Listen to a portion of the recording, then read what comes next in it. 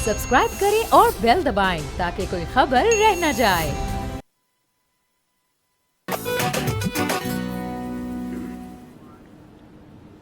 अस्सलाम वालेकुम, बोलो जनाब, मैं बहुत बहुत खुश आमदीद। मैं हूं असद निज़ामी, मेरे साथ हैं अली आफ्ताब। सर क्या हाल है? सर हाल वही है आवाम के साथ, क्योंकि इस वक्त सबसे बड़ा इशू ये है कि जी पेट्रोल की कीमत बढ़ गई है और 10 रुपये से ऊपर जब भी एक दफ़ा में इजाफा होता है तो जाहिर है आवाम परेशान होते हैं। लेकिन अगर आप हमारी ही बोल की ट्रांसमिशन देख रहे होते तो हमने तो जब सब ये चल रहा था कि जी अब अमन हो जाएगा और तमाम सुलह के कागजात कंप्लीट हो गए हैं, बस सिग्नेचर होने वाले हैं या हो चुके हैं, हम तब भी कह रहे थे कि ये जंग जो है ना ये इतनी जल्दी शायद ख़त्म ना हो। और दूसरी चीज़ ये है कि अगर पहले जैसा नुकसान, पहले जैसा जान का ज़िया, पहले जैसा इंफ्रास्ट्रक्चर का नुकसान ना भी हो तो ये जंग जो है ना वो हल्की धीमी आंच पर बहरहाल चलती रहेगी। उसकी वजह ये है कि जो आपका सुलहनामा था उसके अंदर जो पॉइंट्स थे वो बहुत सारे थे। मसलन अमेरिका की तरफ से तो जो बहुत ज़्यादा पॉइंट्स थे ही थे, ईरान की तरफ से भी कि मतलब वो जो उनके मुतालबात थे वो सिर्फ ईरान तक महदूद नहीं थे, वो यहाँ तक थे कि इज़राइल ने अगर साउथ लेबनान में भी कुछ किया तो हम उसका जवाब देंगे। सो बुनियादी तौर पे बात ये, और उसमें जो अब एक जंग, पिछली जंग के बाद जो एक चीज़ डिस्कवर हुई है वो ये हुई है कि अब आप फिज़िकली लड़ना तो छोड़ें, ड्रोन से लड़ना तो भी छोड़ें, अब खाली स्ट्रेट ऑफ हॉर्मूज़ अगर बंद कर दी जाए तो ये भी काफ़ी है। सो मैं तो अब यही समझता हूँ कि शायद 2027 बल्कि 28 तक आप देखें कि जो पेट्रोल की प्राइस है वो बहुत ज़्यादा फ्लक्चुएट करेगी। हालात ठीक होंगे, बहुत नीचे आ जाएगी, हालात ख़राब होंगे, बहुत ऊपर आ जाएगी, बट फास्टन और सील बेल्ट्स ये जो है ना ऐसे ही चलता रहेगा। सर बिल्कुल ऐसे चलता रहेगा। अच्छा देखिए, इफेक्टिवली अमेरिका की तरफ से जो डोनाल्ड ट्रंप के ज़रिए हमें ही अपडेट्स मिलती हैं और उसके बकौल उसके सीज़ फायर ख़त्म है, टॉक्स रिज्यूम कर सकती हैं। देखें अब एक बुनियादी फ़र्क जो पैदा हो गया इस सारी सिचुएशन में वो ये कि पहले सीज़ फायर जो था वो कायम था और टॉक्स चल रही थी। अब अमेरिका का मौक़िफ़ ये है कि जी सीज़ फायर ख़त्म हो गया लेकिन टॉक्स फिर भी हम कर सकते हैं। उसमें भी एक बहुत बारीकी है और वो ये है कि उन्होंने ये बयान करते हुए, वो अगर आप देखें उनका इंटरव्यू, तो उसमें बीच में उन्होंने कहा कि हमारे जो इस वक्त बीच में लोग हैं जो सुलह करवाना चाहते हैं वो अच्छे लोग हैं, तो अगर वो कोशिश करते रहें तो मुझे कोई एतराज़ नहीं है। अब यहाँ ये सुनते हुए मेरा ख्याल ये था कि अब नाम आएगा पाकिस्तान का, अब नाम आएगा कतर का, अब नाम आएगा सऊदी अरेबिया का।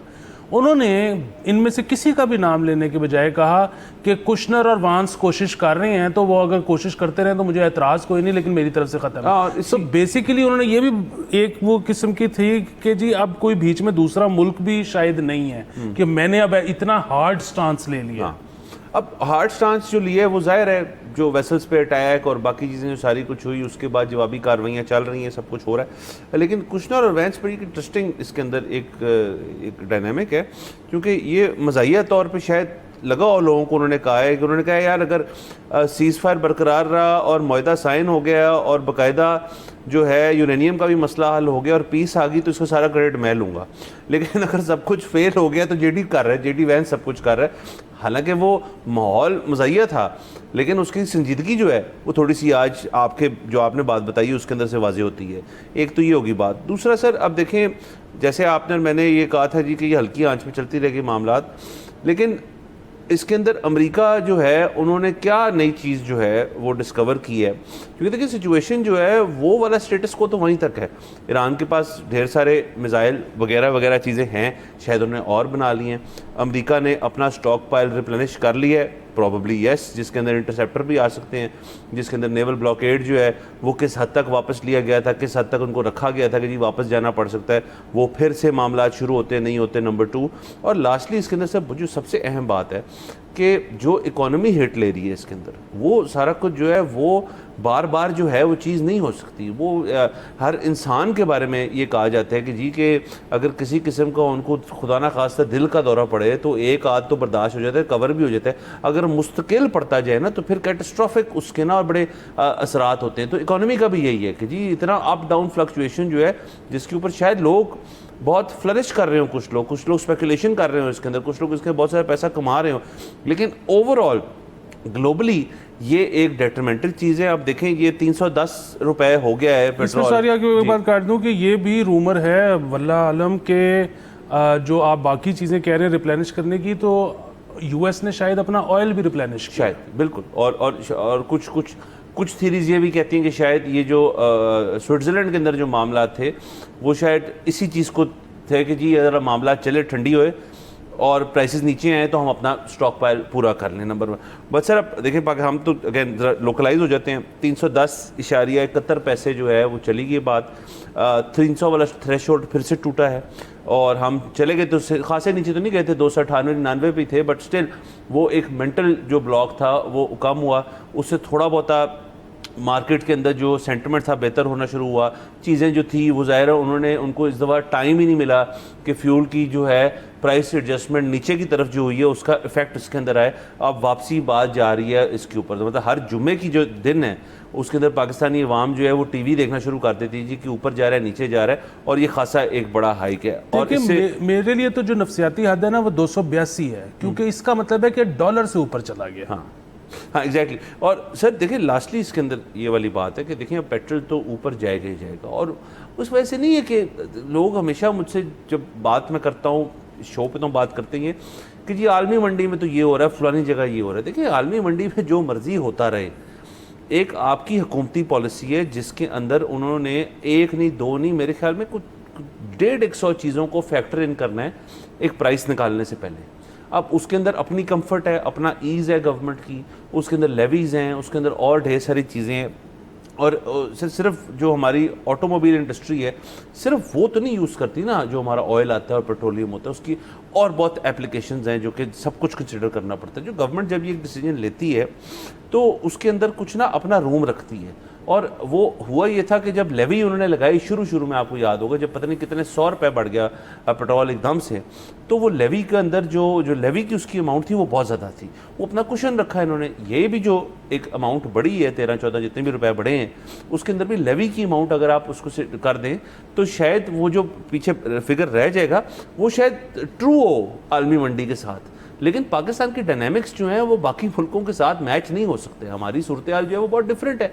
तो इसी तरह से आपने इस चीज़ को मैनेज करना है और ज़ाहिर है इसके असरात जो हैं हर चीज़ पे आएंगे। देखिए बात ये है कि अवाम ये कहते हैं कि जी जंगी हालात अगर हो गए हैं पूरी दुनिया की, अगर इकॉनमी पर उसका असर पड़ रहा है तो ऐसे जंगी हालात के दरमियान आप लेवी हटा लें। अच्छा, अब जो समझने वाली बात है ना वो ये है कि जंगी हालात में लेवी हटाना तो एक तरफ, सरकार शायद लेवी बढ़ा दे, उसकी वजह ये है कि या तो आपके पास कुशन होता, आपके 600 बिलियन डॉलर के जो है वो इकोनॉमिक रिजर्व्स होते हैं फॉरेन करेंसी में, तो फिर आप कहते हैं कि जी आप लेवी हटा लें। इधर आपके पास कुशन ही नहीं है, आपके पास रिजर्व ही कोई नहीं है, मतलब मुश्किल से क्या 19, 20, 22 बिलियन डॉलर होंगे, उनमें से भी कितने तो हैं जिनको आप हाथ ही नहीं लगा सकते। सो यहाँ पर तो हालात जैसे जैसे ख़राब होंगे शायद हुकूमत वैसे वैसे लेवी बढ़ाती चली जाए, जिसकी वजह से लोगों की ज़िंदगी में मज़ीद इजाफा होगा। अब आप अगर ये पूछें कि जी ये हुकूमत का कसूर है, तो नहीं, ये हुकूमत का कसूर नहीं है, लेकिन मसला फिर वही है कि क्या ये हुकूमत पहली दफ़ा आई है? नहीं, ऐसा भी नहीं है। सो अगर आप रॉट ढूंढने निकलेंगे ना तो आपको बहुत साल पीछे जाना पड़ेगा, और उस तारीख़ के बाद से जितनी पार्टियां, जितने हुक्मरान आए हैं, सब के सब इसके ज़िम्मेदार हैं। बिल्कुल सर, अगेन हमारे लिए तो ये कोई इसके अंदर कोई भी पॉजिटिविटी नहीं है। आपका और मेरा तो हमेशा से ये पॉइंट ऑफ व्यू रहा है कि किसी ना किसी तरह जंग भी ख़त्म हो, सीज़ फायर बरकरार रहे, और सीज़ फायर ख़त्म होना हो तो वो इस नुक्ते पे ख़त्म हो कि जी जंग ही ख़त्म हो गई है। बिल्कुल, इसमें एक पॉजिटिविटी ये निकाली जा सकती है कि अगर हम ज़्यादा से ज़्यादा अपने आप को इलेक्ट्रिसिटी पर शिफ्ट कर लें, और वो जो इलेक्ट्रिसिटी प्रोड्यूस होती है वो हम किसी तरह से फॉसिल फ्यूल के बग़ैर पे रिलायंट हों, और उसकी जो डिस्ट्रीब्यूशन है, जो ट्रांसमिशन है, वो इतनी लॉस लेस हो जाए कि अगेन देखें जंगी मामला जब दुनिया में चल रहे होते हैं तो इंपोर्ट एक्सपोर्ट हर चीज़ आपकी जो है उसकी वजह से उस पर फ़र्क आता है। लेकिन अगर आप ये क्रूड ऑयल से ही निकल सकें या उसका उस पर जो इन्हसार है वो कम कर सकें, तो ये हो सकता है कि आप 10 years 20 years 30 years down the line कहो कि यार वो एक जंग हुई थी ना, उस जंग में जिस तरह से पाकिस्तान ने नेविगेट किया था, पाकिस्तान ने अपना फ्यूचर ही उसके बाद बदल दिया। हाँ बिल्कुल सर। अगेन ये टॉल ऑर्डर है हुकूमत का, मतलब लोगों को समझ लगता है कि सबसे बड़ा मसला हमारा एनर्जी है और उसके बाद हमारा टैक्स कलेक्शन है और दीगर और चीज़ें हैं। बिल्कुल ये चीज़ें हैं, लेकिन एक हुकूमत जो होती है उसको हर किस्म की चीज़ को देखना पड़ता है। एक चीज़ को छेड़ेंगे दूसरी बिगड़ जाएगी, उसको पकड़ेंगे तो दूसरी बिगड़ जाएगी।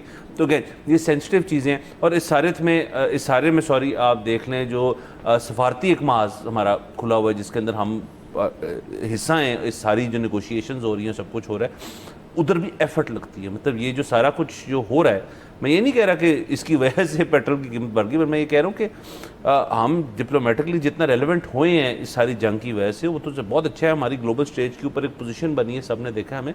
लेकिन लोगों को ये समझना चाहिए सबके पीछे जो है एक बड़ी मेहनत लगती है, एक बड़ा काम लगता है, एक बड़ी मशीनरी जो है आप डेडिकेट कर देते हैं इस चीज़ को करने के लिए, और वो आई एम श्योर अभी भी डेडिकेटेड होगी और चल रही होगी।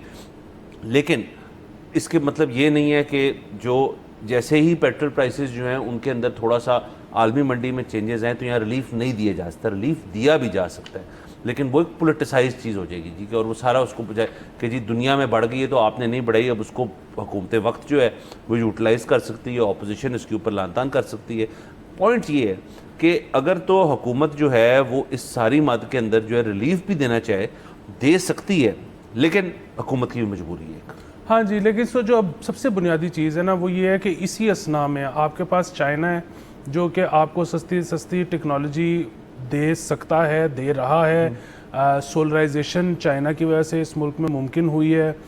जो स्टोरेज है वो अब चाइना आपको बहुत प्रोवाइड कर रहा है। इसी असना में अभी हमारे पास खबर है कि IMF भी और वर्ल्ड बैंक भी आपको ट्रांसमिशन बेहतर करने के लिए अपनी इलेक्ट्रिसिटी के पैसे दे रहा है। वर्ल्ड बैंक जो है कुछ $37.5 करोड़ जो है वो आपको एक नए मंसूबे के तहत दे रहा है। 10 साल मंसूबा है और उसके अंदर आपके तकरीबन 26 सब स्टेशन जो हैं उनके अंदर यही इनकी ट्रांसमिशंस और बाकी चीज़ें जो हैं इनको टेक्नोलॉजिकली अपग्रेड करने के लिए उन्होंने एक प्लान बनाया है। ये बहुत अच्छी बात है और हम इस किस्म के लोन्स जो हैं बड़े वेलकम करते हैं। और ख़ास तौर पे अगर ये जिस मद में लोन दिया जा रहा है, ज़ाहिर है उनकी इसकी स्क्रूटनी भी होती है, देखा भी जाता है, उसी चीज़ के लिए ये चीज़ इस्तेमाल की जाए और वो चीज़ें जो है बाकायदा तौर पर ठीक की जाएँ। तो देखें ट्रांसमिशन लाइंस के ऊपर जो लॉस होता है आपका जिस सेकंड वो कम होना शुरू हो गया और आपने इस किस्म की चीज़ अचीव कर ली कि जितना को मेगावाट हम बनाते हैं कम से कम लॉस के ऊपर उनको हम डिस्ट्रीब्यूट कर देते हैं, तो आपके बहुत सारे मसले हल हो सकते हैं। एग्जैक्टली सो मैं यही कह रहा था कि आपने अपनी ऑयल पे से डिपेंडेंसी ख़त्म करनी है। वो चाहे घरों में आपका बिजली, आपको जो एनर्जी चाहिए, चाहे वो बल्ब रोशन करने के लिए चाहिए, ठंडा गर्म करने के लिए चाहिए, यहाँ तक कि खाना पकाने के लिए चाहिए।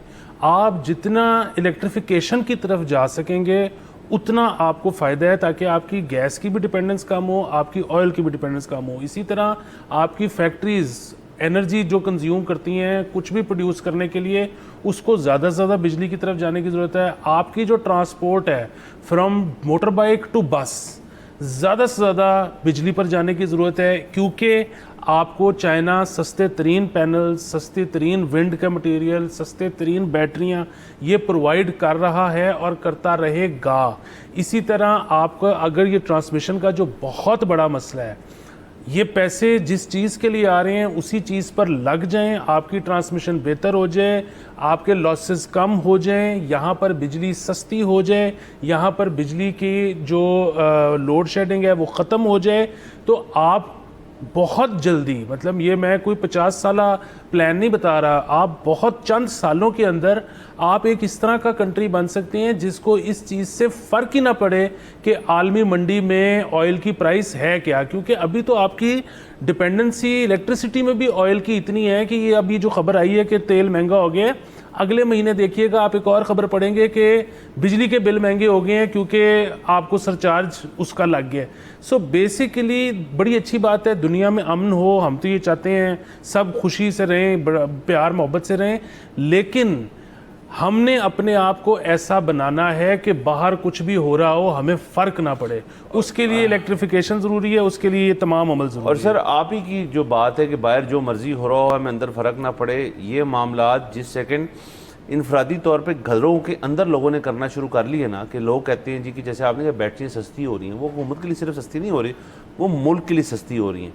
सो अगर जिस तरह आप और मैं थोड़ा देख भी रहे, रिसर्च भी करें कि बैटरियों की कीमतें और बैटरियों की जो टेक्नोलॉजी है वो कितनी आगे तक जा चुकी है। अब आपको बड़ी मुनासिब कीमत के अंदर 5 किलोवाट, 10 किलोवाट, 12 किलोवाट से लेकर 36 किलोवाट तक ऊपर जाना चाहे तो मेगावाटों में भी जा सकती है बात। उसकी बैटरियां जो हैं उसके बैंक्स मौजूद हैं, उनकी साइजिंग भी बड़ी मुनासिब है, उनकी लाइफ भी बहुत मुनासिब है।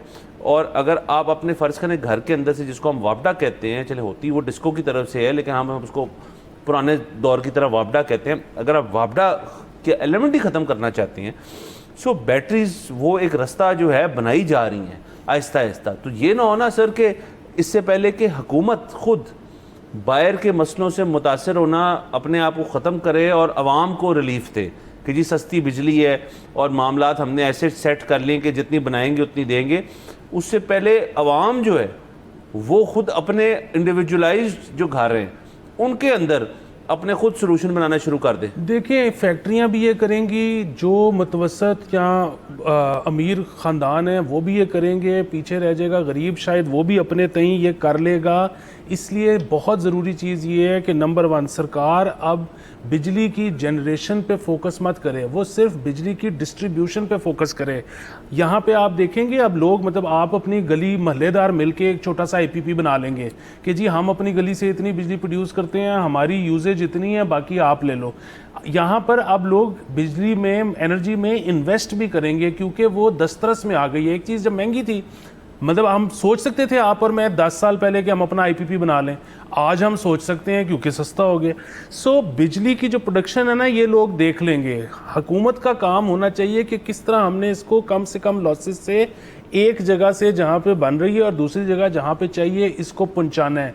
इसलिए बिजली बनाने पे फोकस ना करें, बिजली पहुँचाने पे फोकस करें। दूसरी चीज़ ये कि अगेन कैटल, हमें पता है चाइना की जो कैटल है उसने सोडियम की बैटरीज बनानी शुरू कर दी हैं। सबसे पहले उनको दावत देनी चाहिए कि आए, ये खेवड़ा पूरा आपका है, जितने इधर स्टोरेज कर सकते हैं कर लें, नमक ही नमक है। सो अगेन थिंक ग्लोबल, देखें पूरी दुनिया में इस चीज़ को कौन लीड, उसको दावत दें, उसको अच्छी से अच्छी मराद दें कि यार आप आ जाओ, हम आपसे 10 साल टैक्स नहीं लेते, हम आपसे 20 साल टैक्स नहीं लेते। क्या हो जाएगा टैक्स नहीं देंगे, आएंगे इधर एम्प्लॉयमेंट बढ़ेगी, आएंगे इधर टेक्नोलॉजी ट्रांसफ़र होगा, आएंगे हम एनर्जी सफिशेंट हो जाएंगे। बहुत छोटी छोटी चीज़ों के बारे में नहीं सोचना चाहिए कि जी वो आएंगे तो रिपाट्रिएशन हो जाएगी पैसे की, वो जी 2 साल बाद प्रॉफिट अपना बाहर लेके जाएंगे, तो ठीक है ना यार, इधर वो कुछ दे के भी तो जा रहे हैं। सो अब think global and offer big things to big companies so they get interested in coming here and deploying their station. बिल्कुल सर, अब देखें वर्ल्ड बैंक जो है वो हेल्प कर रहा है ना इस चीज़ के अंदर, लेकिन ये तो लोन की माध्यम कभी ना कभी वापस भी करना है। अगर वो कंपनी यहाँ पे अपना फ़ायदा भी देखती है और आपका फ़ायदा कर जाती है, इससे बेहतर कोई चीज़ नहीं। यहाँ पे जाते हैं ब्रेक के ऊपर, हमारे साथ रहेगा। Welcome back from the break, आप देख रहे हैं बोलो जनाब। सर आगे चलते हैं। सर मेरा दिल है हम प्रॉपर्टी खेलें। सर आज सर खेलनी चाहिए सर, इस मुल्क में इतने सालों से और क्या खेला जा रहा है सर, क्रिकेट तो हम नहीं खेल रहे सर, प्रॉपर्टी खेल रहे हैं। सर महकमा एक्साइज जो पंजाब का है उसकी तरफ से कुछ बातें पता चलेंगी सर। प्रॉपर्टी टैक्स जो है हदफ में 9 अरब का इजाफा हुआ है सर, ये तो बड़ी अच्छी बात है सर। मसला ये है कि सर टैक्स वसूली के लिए जो मुलाजमीन है उनके पास सर वसाइल ना काफ़ी हैं सर। तो सर 42 मुलाजमीन को 600 ई-बाइक्स फराहम करने का फैसले और उसे 18 करोड़ सर दरकार है सर। तो सर ये तो सर काउंटर नहीं हो रही थोड़ी सी बात इसके अंदर? सर असल में बात ये है कि बिल्कुल इस दफ़ा, क्योंकि कुछ अरसे पहले आपने सुना होगा इन्होंने रीवैल्यूएट किए प्रॉपर्टी टैक्सेस, जी सबके बढ़ गए। एक तो उसकी वजह से इजाफा हुआ है, दूसरा ये है कि पहले क्या होता था कि जो टाइमली पे नहीं करता था उसके, आपको याद है कि घर पे आके उसके गेट के ऊपर एक ये लगा जाते थे पोस्टर कि ये नादहिंदा है।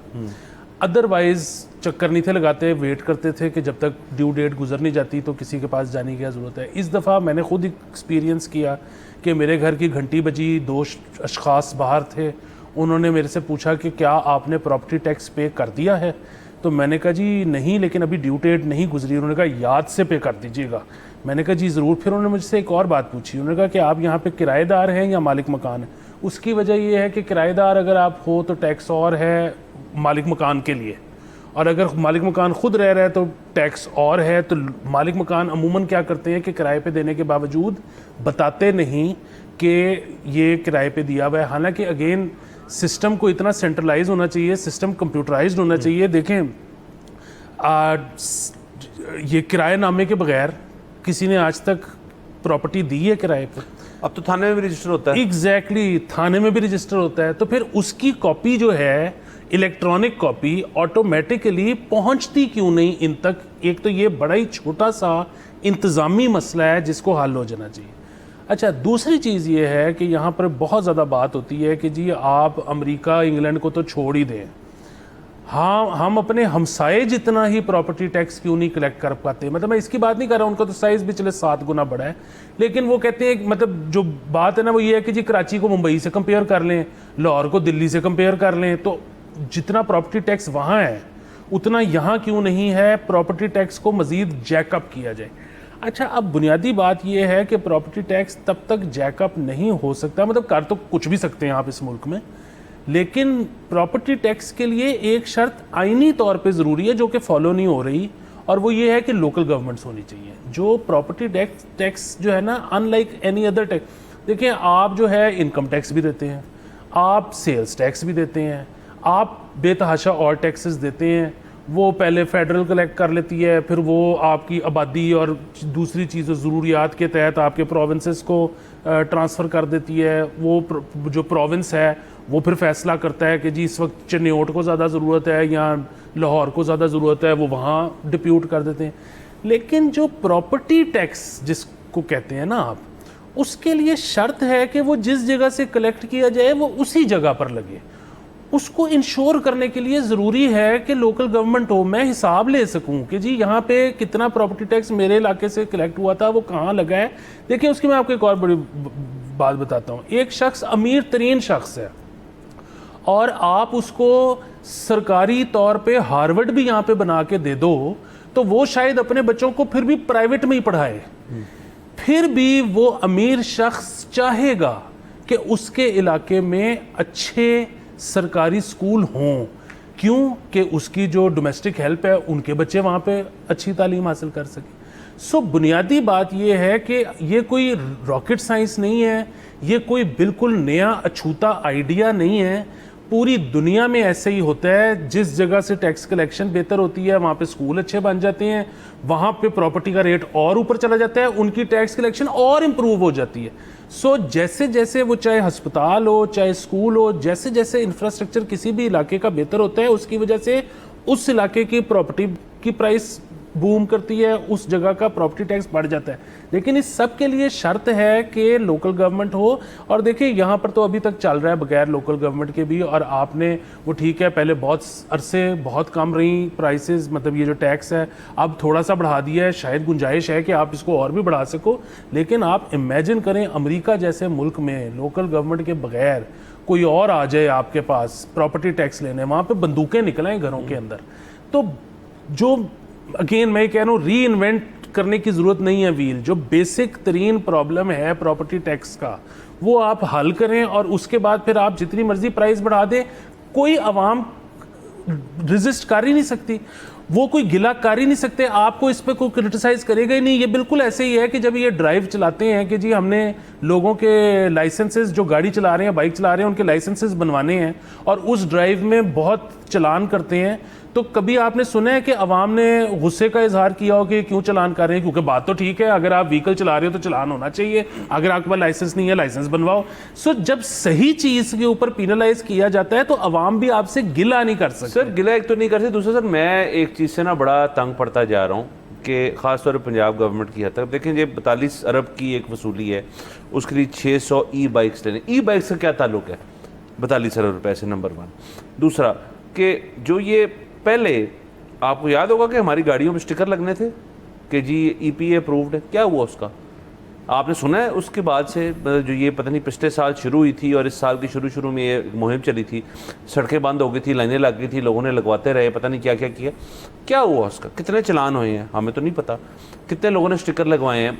मेरे ख्याल में 20% गाड़ियों ने भी स्टिकर लगवाए होंगे। इस चीज़ को ट्रांसलेट करना था पब्लिक ट्रांसपोर्ट के ऊपर, मोटरसाइकिल्स के ऊपर, 3 व्हीलर रिक्शों के ऊपर, नहीं कर सके। तो ये प्रोग्राम्स कहाँ से आते हैं? एक तो मुझे नहीं समझ आती कि मसला कुछ और है, जैसे आपने बताया कि जी लोकल बॉडीज़ जो है उसके थ्रू ये मसला हल हो सकता है। आप इसको प्रॉब्लम को उस जगह डालें जहाँ ये एक्चुअली बनता है, जो कि लोकल बॉडीज। जब देखें इन्होंने क्या किया पिछले साल, जब इन्होंने कीमतें बढ़ाई, इन्होंने कीमतें जब बढ़ाई, प्रॉपर्टी टैक्सेस की रीवैल्यूएशन की, उसके अंदर बहुत सारी प्रॉपर्टीज जो मुतासर हो गई। अब मैं आपको गुलबर्ग का जो पॉश इलाका है उसका बताता हूँ कि वहाँ पर आप थोड़ा सा आगे जाके राइट हो जाएँ और वहाँ पे आप पुरानी जगह पे चले जाए, माल रोड की जेसेंट जो एरिया, वहाँ बड़ी पुरानी बिल्डिंग्स हैं। अब उनका जो टैक्स, प्रॉपर्टी टैक्स है, वो सेम कैसे हो सकता है? एक जो गुलबर्ग में बिल्डिंग जो है वो 2018 में बनी या 2025 में बनी और एक बिल्डिंग 1978 की बनी हुई है। मतलब प्रॉपर्टी टैक्स जो है आप उस वैल्यू ऑफ लैंड की ले रहे हैं ना। देखिए वैल्यू ऑफ लैंड जो है उसको असेस करें आप, आज तक नहीं किया।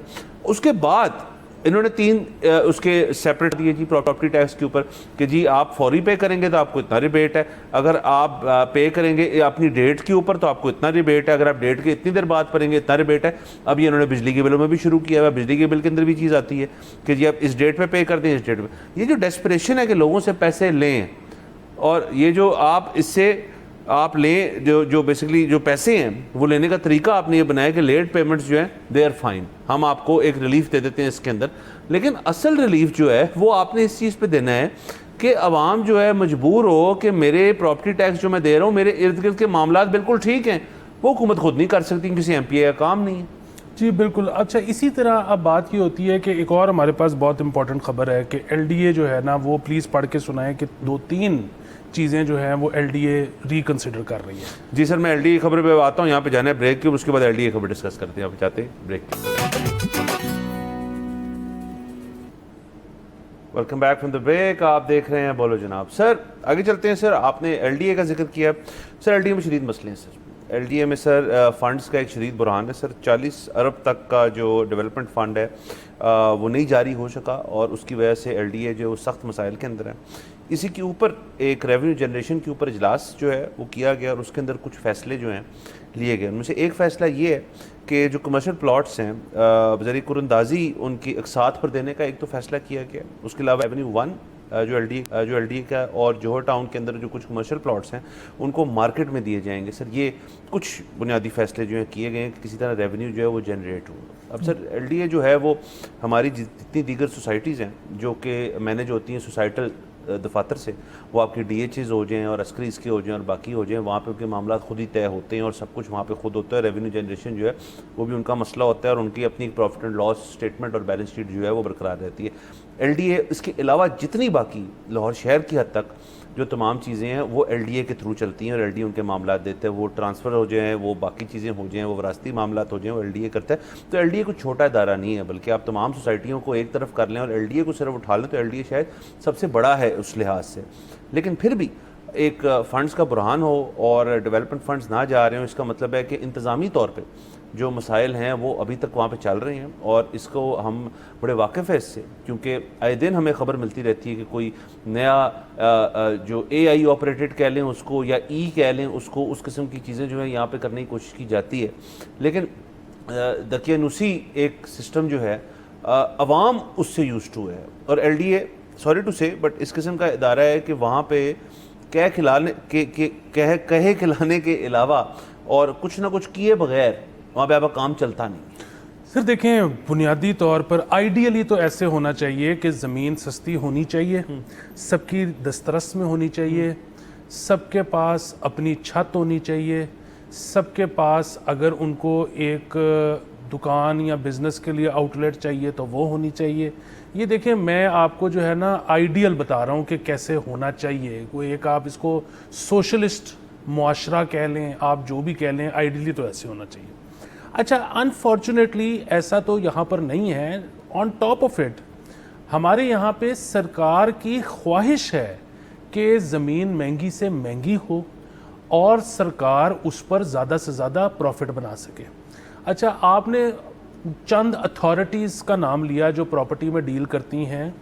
अच्छा, एक तो ये है कि उसमें भी जब सेल परचेज होती है तो सरकार टैक्स लेती है, और उसमें भी जितनी मालियत बढ़ जाएगी प्रॉपर्टी की उतना टैक्स बढ़ जाएगा। सो सरकार ये चाहती है कि जो अथॉरिटीज़ हैं वो उनके प्लॉट्स भी महंगे हों, और एलडीए तो खालिस्तान है ही सरकार ना। मतलब अब एलडीए का एक प्लॉट जो आप खरीद चुके हैं वो तो जब मैं आपसे खरीदूंगा तो सरकार को सिर्फ टैक्स जाएगा, लेकिन जो हाउसिंग सोसाइटी ही एलडीए की नई है उसका तो जो पहला प्लॉट हाउसिंग सोसाइटी दे रही है वो तो सारा का सारा पैसा सरकार की किटी में जाना है ना।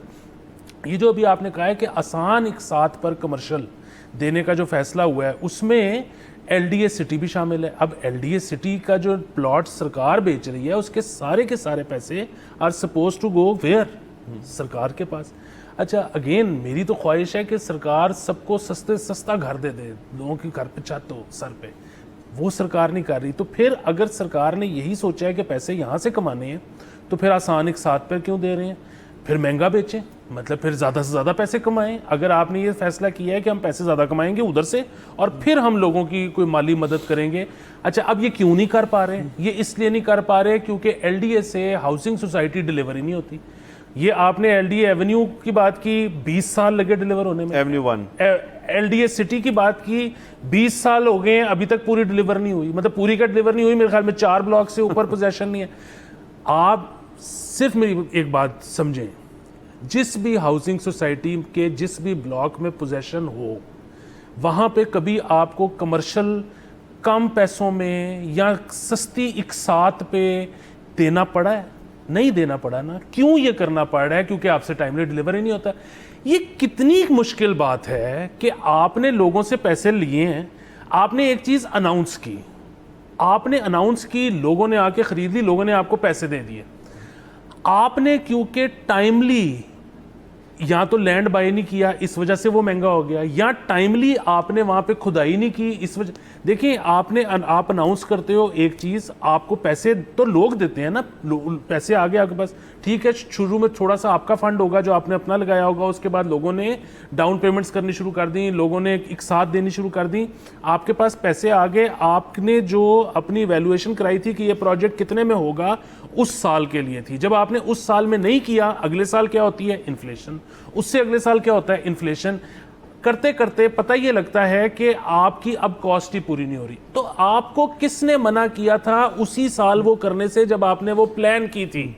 ये मेरा सवाल है। और अगर कोई कहता है कि जी लोग टाइमली पैसे नहीं देते, जो टाइमली पैसे नहीं देता उसको आप पेनल्टी भी तो डालते हो। सर, पेनल्टी भी डालते हैं और सब कुछ करते हैं। देखिए, इसके अंदर मैं कहता हूँ, चले मैं एलडीए की साइड पे आ जाता हूँ थोड़ी देर के लिए, और मैं कहता हूँ जी और बड़े मसले। फ़र्ज़ करें एक मसला ये हो सकता है, देखिए जिधर आपने कहा कि सोसाइटी काटनी है हमने, यानी यहाँ सोसाइटी बनानी है, वो शायद लैंड जो है वो तमाम का तमाम जो है हुकूमत का ना हो, वो लैंड जो है उसके ऊपर एक बस्ती भी हो या शायद गाँव। लाहौर भी तो खासा फैला है ना, किधर फैला है लाहौर? लोग कहते हैं लाहौर फैल के, वो गांव थे ना एक इफेक्टिवली, देहात जो शहर के अंदर आए हैं।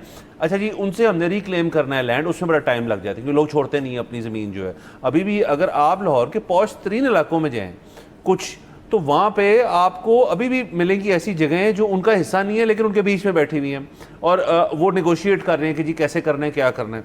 शायद इसमें डिले हो गया, लेकिन कितना डिले, 20 साल तो नहीं लग सकते इस चीज़ को। अच्छा, फिर मैं नहीं मानता कि एलडीए के बैठ के जब अफसरान जो है फैसला करते हैं कि जी यहाँ काटेंगे हम, जो उसका एक मैप बनता है, तो वो ये कहते होंगे यार कि ये हमसे नहीं छुड़वाया जाना है यार, 2-3 साल 10 साल इसी में लग जाएंगे, ऐसा करो कि इसको बाय रखते हुए अंदर अंदर जो है सोसाइटी निकाल लेते, कितना आता काम हो जाएगा। ये उसका एक वे अराउंड है, एक ये चीज़ मानी जा सकती है। दूसरा, चले सर मैं ये मान लेता हूँ कि जी लाहौर जो है वो मेरे ख्याल में पिछले 20 साल से लाहौर में कंस्ट्रक्शन हो रही है। वो पुल और अंडरपास और ब्रिजों की मैं बात नहीं कर रहा, मैं हाउसिंग सोसाइटियों की बात कर रहा हूँ। आप जोहर टाउन और ये एवेन्यू 1 की बात करें, उससे एडजेसेंट जितना इलाका है वो मेरे ख्याल में आप 20-25 साल पहले चले जाएँ वो सारा वीरान पड़ा होता था, लेकिन वो कहीं से एक्वायर हुआ, वहाँ पे मूवमेंट ही लोग आए। तो ये कंस्ट्रक्शन फर्म्स जो है नहीं मिल रही, हमें लोग नहीं मिल रहे जी जो जिन्होंने ये काम करना है। ये भी ज़हन नहीं मानता, क्योंकि यहाँ के अंदर आप देखें फिर तो रेट के ऊपर बात है ना, इन्होंने तो टेंडर करना होता है, ये टेंडर करें, उसके अंदर कंपनी 100 कंपनियां आएंगी, एक कंपनी जो है जिसके पास इस वक्त 10 लोग हैं और वो एक जगह पे लगे हुए हैं, वो 10 और लोग हायर करके आपकी जगह पे भी लग जाएंगे, इसकी भी समझ नहीं आती। Sir end of the day बात जो है वो आ जाती है उसी चीज़ के ऊपर कि अनफॉर्चुनेटली इस मुल्क के अंदर एक ना सिस्टम और निज़ाम बन गया जिसको फॉर ग्रांटेड भी लिया जाता है जो उधर काम करते हैं लोग, और वो ये है कि जी परसेप्शन ये है कि हम जो हैं डिलीवर नहीं कर सकते एक चीज़ को, हम जो हैं बुनियादी तौर पे इनएफिशिएंट भी हैं और एक भी हैं, ये लोग समझते हैं, हम हैं नहीं लेकिन लोग समझते हैं, तो इस चीज़ को यूटिलाइज करते हैं। इस चीज़ को यूटिलाइज क्यों नहीं किया जाए कि जी अगर लोगों को लगता है हम हैं ही ऐसे तो इस चीज़ को यूटिलाइज किया जाए, वरना उसके अलावा मैंने जो बाकी 3 बातें बताई हैं आपको, उनसे सेंस नहीं बन रही कि ये 20-20 साल क्यों लग रहे हैं, उनसे इस चीज़ की सेंस नहीं बन रही कि 40 अरब का एक डेवलपमेंट फंड्स का बुरहान है, अब आप आसान एक साथ के ऊपर कुरंदाजी करके आप कमर्शियल प्लाजे जो है लोगों को देने लगे, ये किस किस्म की बात हो रही है? बिल्कुल, देखिए आप एक जो प्रोजेक्ट इनिशिएट करने लगते हैं ना, पहले आपकी वहाँ जिस जगह पे आपने देने थी उनसे कोई बातचीत हुई होगी ना, जो इलाका आपको लग रहा था कि बिल्कुल भी नहीं मानेगा उसके प्लॉट आपको पहले देने की, मतलब आपको कमिट करने की क्या जरूरत थी, जो देने को तैयार थे उनका पहले कर देते। नंबर 1 चीज। नंबर 2 चीज, जो जमीन एक्वायर हो चुकी है, जिस जगह की सड़क भी बन चुकी है, जिसको सड़क बने हुए को भी 5 साल हो गए हैं, वहां पे अभी तक बिजली क्यों नहीं आई? हाँ। सो ये इनके पास कोई जवाब नहीं होंगे। बेसिकली फंड्स आते हैं, यहाँ से लोग पैसे देते हैं, वो फंड्स किसी और प्रोजेक्ट में निकल जाते हैं, फिर कहीं और से पैदा किए जाते हैं, इसमें और कंप्लीट कोई भी नहीं होता। तो सर भारत ये बहुत संगीन मसाइल हैं, किसी दिन वैसे सर कोशिश करेंगे किसी LDA वाले शख्स को यहाँ बुला के उनसे पूछें कि असल मसला क्या है, लेकिन आज के लिए वक्त खत्म हो जाता है। कल आपसे इंशाल्लाह फिर मुलाकात होगी, इजाजत दीजिए, खुदा हाफिज। सब्सक्राइब करें और बेल दबाएं ताकि कोई खबर रह न जाए।